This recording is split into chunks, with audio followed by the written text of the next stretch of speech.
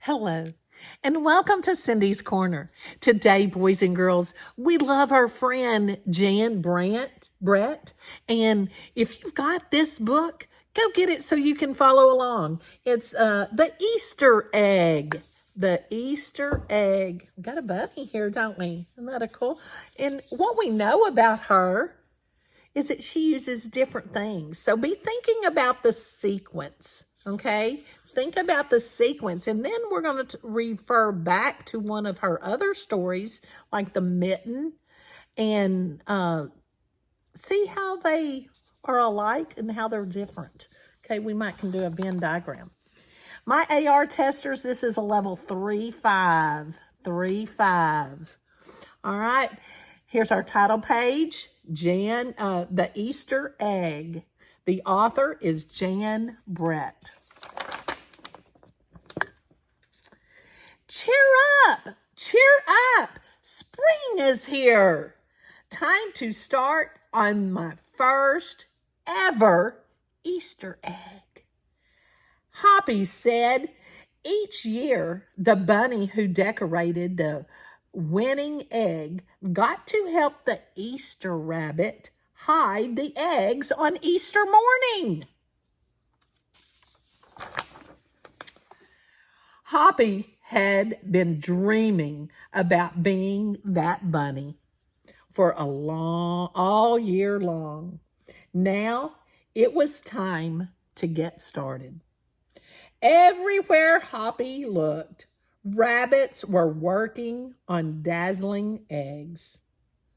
I need an amazing idea, he thought. Hoppy spotted Flora, bunny, planting spring wildflowers in her eggs. The Easter rabbit will love those colorful flowers, he thought, and started picking flowers for his egg. Here's a basket for your flowers, Hoppy, Flora said. Basket?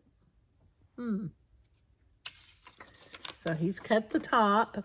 He's made it like a vase, hasn't he? Hoppy was hopping along when the smell of sweetness led him out of the woods and straight to the chocolate egg that Aunt Sassafras was decorating with creamy frosting, squiggles, and bows. See the chocolate eggs? Have you ever had a chocolate egg? Then Hoppy saw Granny Irony decorating one of her fabulous story eggs. First, she traced a design on the egg with a special tool. Then she dipped the egg in pots of yellow, green, orange, and red dye, adding to the design each time. Hoppy couldn't believe his eyes. I'll never make an egg that beautiful, he told Granny Irony. She smiled. Try, she said, giving him one of her special tools. See here? Granny was doing pretty good, wasn't she? Made a story out of her egg. Hoppy was hopping by Hans Vander Rabbit's garden when he spotted an extraordinary egg. Hans was painting a portrait of the Easter rabbit so real that he looked alive. Fantastic, Hoppy exclaimed. Thank you, Hoppy, Hans said. Why don't you make a painting on your egg? He gave Hoppy pots of paint and a fine brush. There he goes. As Hoppy bounced along, a loud boing nearly knocked him off his feet. It was a whirling, twirling, mechanical egg.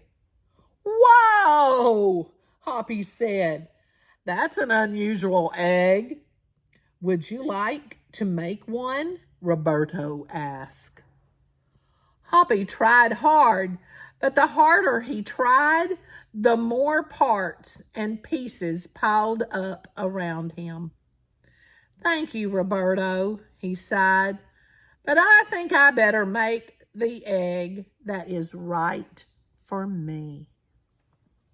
It's pretty smart, huh? Hoppy hopped back to the woods and lay down under a tall tree to think. Making a beautiful egg is harder than I imagined, he thought. I guess I didn't have to win.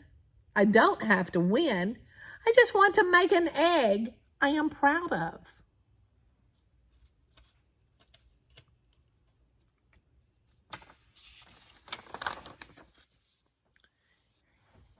Suddenly, the woods rang with squawking of birds, sounding an alarm. Mother Robin swooped down, calling wildly as if she couldn't decide where to go. An egg had tumbled out of Mother Robin's nest. Inside the perfect blue egg was a baby robin that needed its mother to keep it warm until it hatched. Here he is. You think he's going to keep it warm? Hoppy knew what he had to do. He sat down carefully and covered the blue egg with his soft, warm fur. I'll take care of you the best I can, he whispered, relieved. Mother Robin chirped and settled down on the other 2 eggs.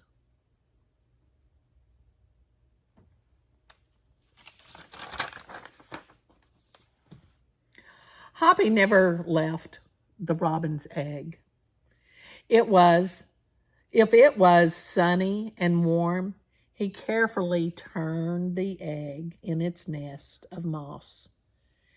If it was rainy and cold, he kept the egg covered and dry. At night, wild animals passed by. Hoppy crouched down and stayed hidden in the ferns. Often he heard strange noises coming from above, but Hoppy didn't run away. He's sleeping on it, isn't he? Made him a little nest. Every day the rabbits worked on their eggs. Tadpoles turned into frogs. Buds swelled into leaves, and Easter came closer and closer. Finally, it was time for the rabbits to take their eggs to the glen. They had forgotten all about Hoppy, who was quietly sitting on the blue egg under the tall tree in the woods. Still sitting on his egg.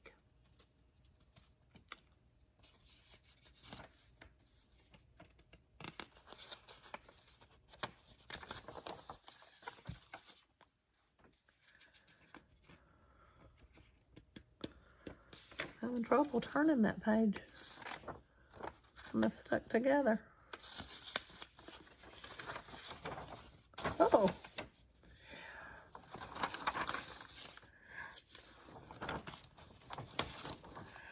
Early the next morning, the rabbits waited for the Easter bunny.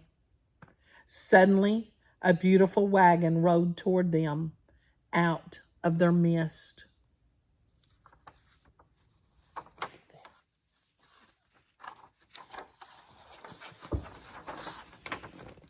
And stopped.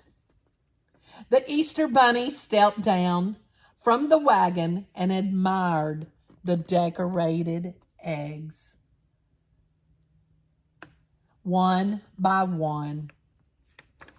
You have brought me the most beautiful eggs in the world, but a very special one is not here, he told them. The rabbits were puzzled. Whose egg could it be? Whose egg could it be?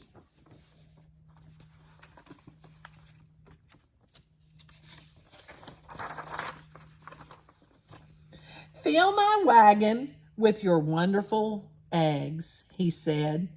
When I return, I will show it to you. And he disappeared into the woods. Where's he going? Where's he going? He came back with Hoppy, looking scruffy and bedraggled. Hoppy was an amazing egg, had an amazing egg to be proud of, the Easter rabbit told them.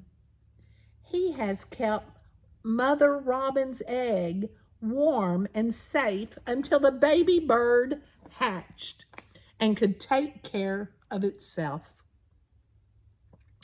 The Easter rabbit placed the empty blue shell in the place of honor atop the wagon. Now they were ready to go.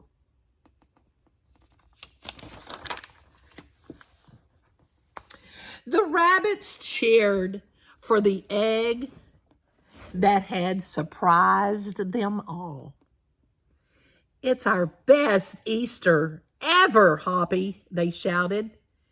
Then the brave little bunny and the Easter rabbit rode off together to hide the eggs for the girls and boys to find on Christmas morning.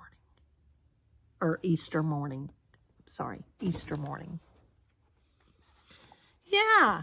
So did he make a beautiful, colorful egg? Did he do something very creative that was just an awe? No. He found an egg that had fallen from the nest, and he saved it to hatch. So his egg was empty because the bird, he had helped it after it hatched. So he had the best egg of all because he saved the robin. Now, go back and do your sequence and then think about the mitten and compare and contrast. How did these compare to the mitten? How did this story compare? And which one did you like the best? Tell me in Cindy's Corner in your comments. And if you like this book, give it a thumbs up. It's very nice, isn't it? Yeah. And Rabbit was very special. He didn't think he was special, did he? But he was. He didn't make something very special on his own, but he took care of something so that it could live. Yeah, thumbs up. If you haven't hit that subscribe button, go ahead and hit that subscribe button so that you can share Cindy's Corner with your friends and colleagues. And most important, tell somebody you love them and give them a hug.